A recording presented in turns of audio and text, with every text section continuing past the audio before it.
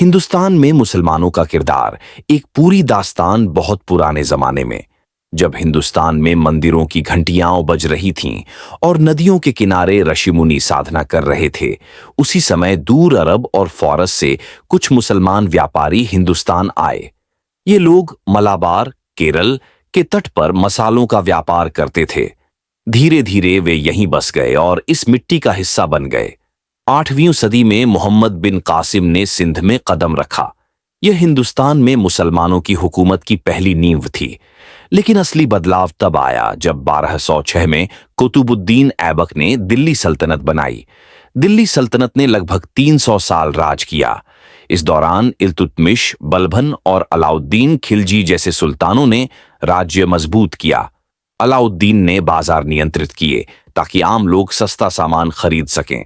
इसी समय अमीर खुसरो जैसे शायर और संगीतकार पैदा हुए, जिन्होंने गजल और कव्वाली को जन्म दिया। फिर आया 156 का साल, जब बाबर ने पानीपत की लड़ाई जीतकर मुगल साम्राज्य की नींव रखी।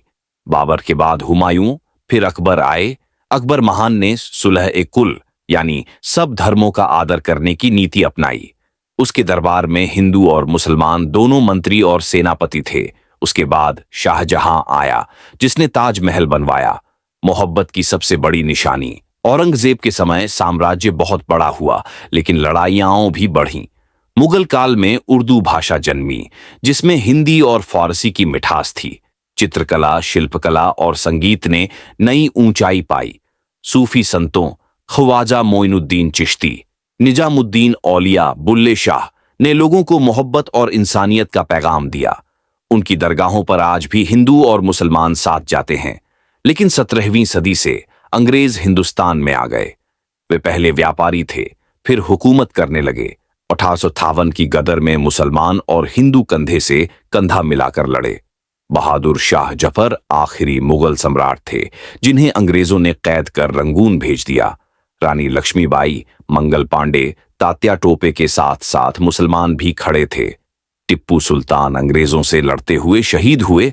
अशफाकउल्लाह खान ने हंसते हंसते फांसी का फंदा चूमा।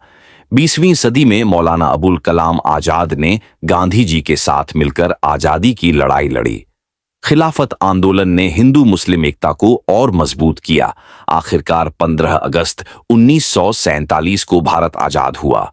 आजादी के बाद भी मुसलमान भारत की रीढ़ बने। डॉक्टर जाकिर हुसैन भारत के राष्ट्रपति बने। Doctor APJ Abdul Kalam missile man बने और बाद में राष्ट्रपति भी। हिंदुस्तान की कहानी मुसलमानों के बिना अधूरी है। उन्होंने यहाँ शासन किया, शहर बसाए, इमारतें बनाईं, भाषा और संगीत दिया, सूफीवाद से मोहब्बत का पैगाम फैलाया और आजादी के लिए अपनी जानें कुर्बान की।